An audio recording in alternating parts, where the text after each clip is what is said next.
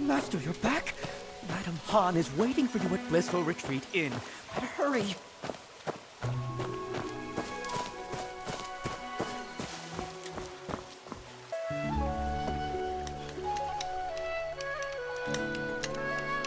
Miss Han, more wine! What about my food, Miss Han? Is it ready? What is with this Miss Han? It's madam to you. Get me this, get me that. Go to the kitchen and get it yourselves. This year's Drunken Immortal Month just only started, and the madam's already fuming. That boy of yours has got you mad again, hasn't he? Well, speak of the devil. My, would you look at who the wind finally blew back home. Let's calm down first, Aunt Han. Being angry will give you wrinkles. I know. I should have come back earlier. But it really wasn't my fault. I was ambushed by a bandit in black at Uncle Jung's hut. A bandit in black? Are you hurt? No, I wasn't hurt. It was just that the bandit was skilled, and my pendant was stolen. His swordplay was fierce and swift, always shifting and changing. He was like a raging storm, brought down an entire bamboo grove. If only I could go to the Jianghu and learn martial arts, I'd be able to take him for sure. Jianghu. All you ever talk about is the Jianghu. Yammering about it for a decade. You trying to drive me crazy? Aunt Han, why won't you let me go to the Jianghu? Not a word from Uncle Jung. Doesn't that worry you? Whoever took the pendant might be connected to him. He even left a mark on the cabin. Kind of like a flaming lung pattern. And what of it? After all, you are certainly not leaving Heaven's Pier. There are a lot of strangers in town lately. Do not stir up trouble. Hey, madam! Bring the wine, eh? Are you just going to stand there? Go bring those tables their wine.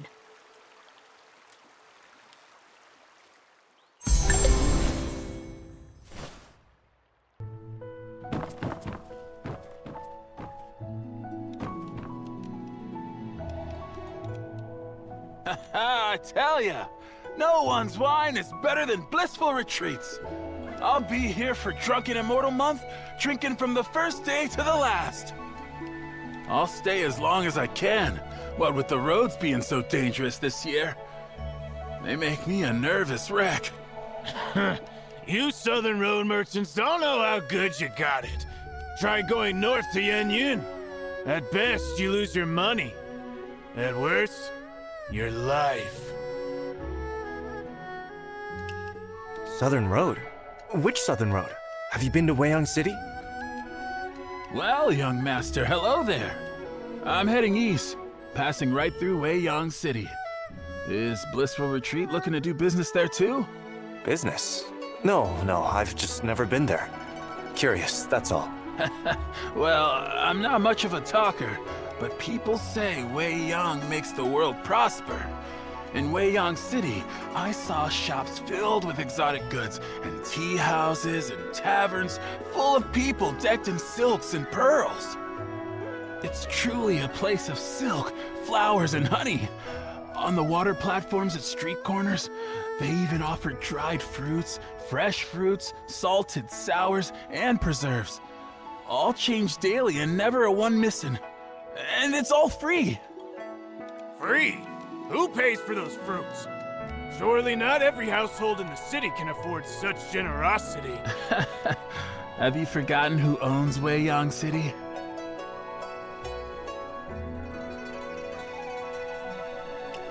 Ah, you mean Master Wen? Exactly. Master Wen. His Weiyang City stands on water. Decorated doors, gates, towers, and pavilions, all rising from vast waves.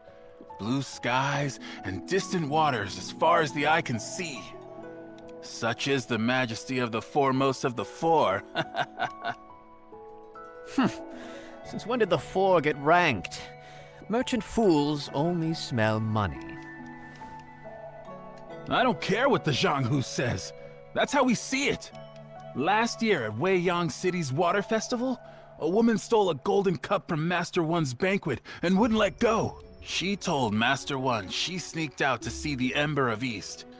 Now that she had, she needed proof or her husband would beat her. And guess what happened? No need to guess. Just tell us. Master One had all the golden cups from the banquet thrown into the water for people to take. The water sparkled with floating gold. Real gold. All of it. Such a generous and righteous man. Of course he's the foremost of the four. Ah, if only I'd been there. I'd have a family treasure by now. If Weiyang City is so wonderful, why are you here in Heaven's Pier? Well, some are born to live there, others to run merchant routes. What can you do? Heaven's Pier is nice too. Not many places left where you can live in peace. So, young master, sell me 100 jars of parting tears today. And next year, I guarantee you can open a second inn in Weiyang City. You'd have to take that up with Aunt Han. For now, you all enjoy your drinks.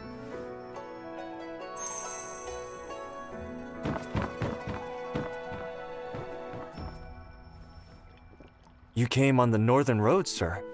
Then, do you know what Yenyun is like now? We all know how cruel the Chitan are. 2 years ago, the late Emperor... his march to the north. I saw those troops by the Yellow River. So strong, so fierce.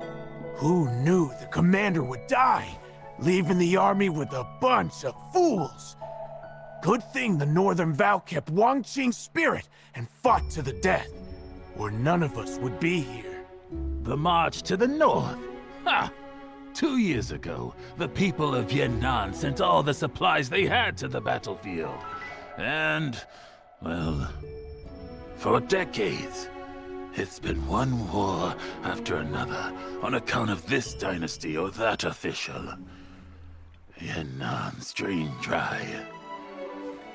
Been ages since we've seen anyone take the road to Yenyun. If we stand together and keep the faith, Yenyun will be ours again. After all, aren't the heroes of the Zhonghu better than those Chitan dogs? Zhonghu Wanderers? If they were all trustworthy, would Wang Qing have fallen at Zhongdu Bridge? What would that look?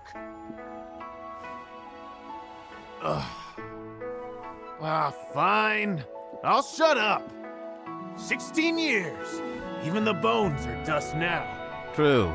Just as there are traitors in government, so are there villains in the Zhonghu. I mean, you don't avoid the north just because of southern wealth, right? With the 12 there, and then Killer Blade, who dare trade that way these past dozen years?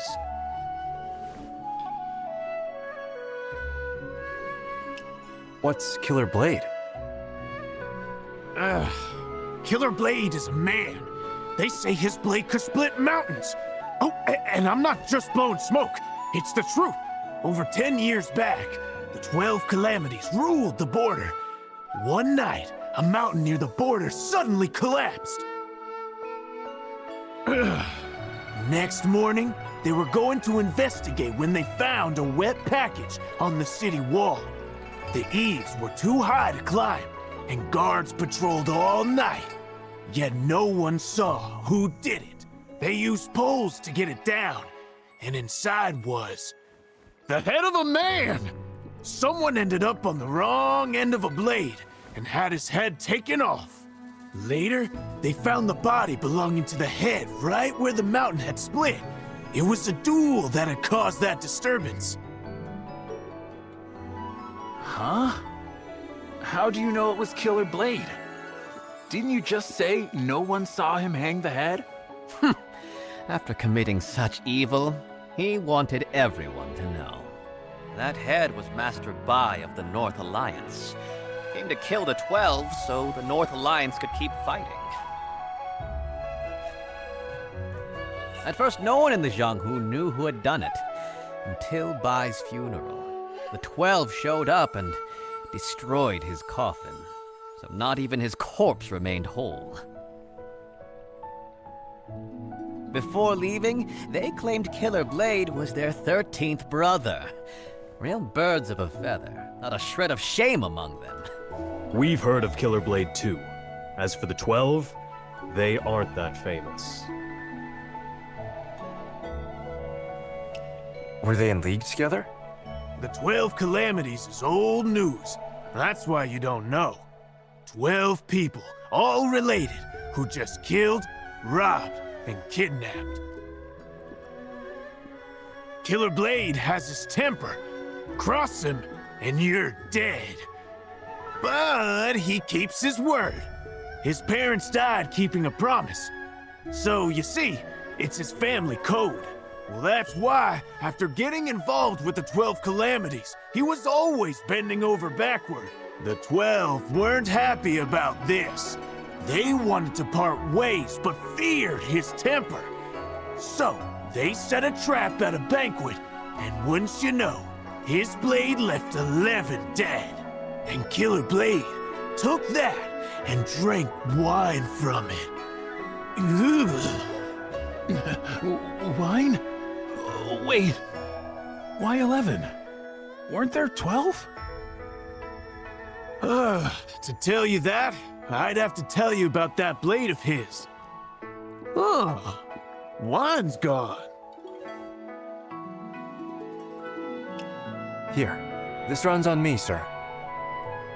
Oh, so you're interested too, young master. Then I'll go on. At first, Killer Blade was the name of his purple gold blade. Later, it became his name. That blade was forged from dark iron from the heavenly pool. And that dark iron, it was a gift from Zhang Wangchou, the first of the 12 Calamities. Hey, I'm not making this up. Just ask anyone at the border. Because of that, he swore never to use the blade on Zhang Wangchou. He probably never guessed that years later, when fighting Zhang for his life, he'd have to drop his blade and use his bare fists. So Zhong had the advantage, 11 helpers, and Killer Blade's promise not to use his blade, and he still lost?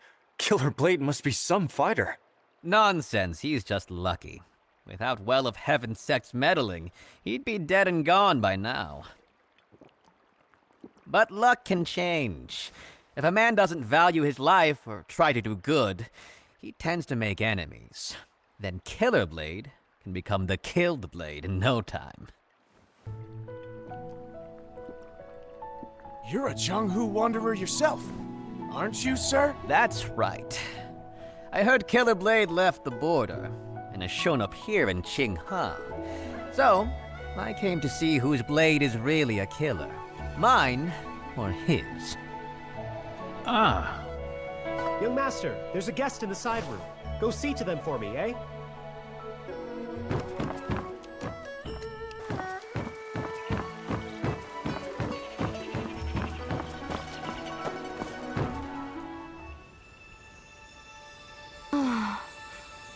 Not words of love nor wine's relief can stay the sting of parting's grief.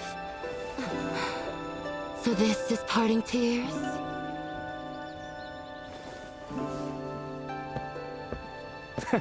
It seems you know your wine.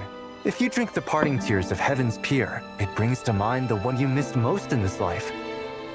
Huh? The one I miss most? Then tell me this. Does hatred count as missing someone? Well, missing someone means you're thinking about them, and love and hate both fit that bill, right? How interesting.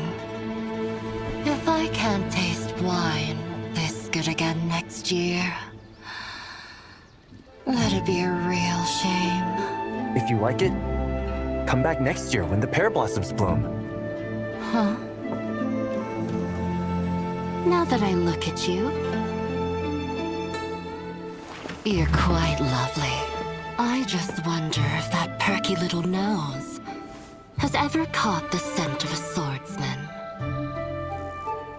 The scent of a filthy man. What are you standing there for? Already this hour and the serving dishes have yet to arrive. Go to the kiln and look into it. Right.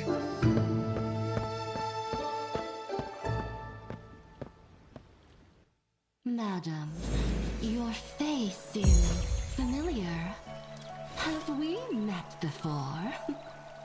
Consider it a reunion of old friends. Share a drink with me, won't you? I heard this place is called Blissful Retreat. Is that a reference to lover's bliss? More like a blissful reunion. Why are you looking at me like that? A reunion. Reunions are wonderful. Absolutely wonderful. I'm looking at you because of your face, of course. It's quite beautiful, madam.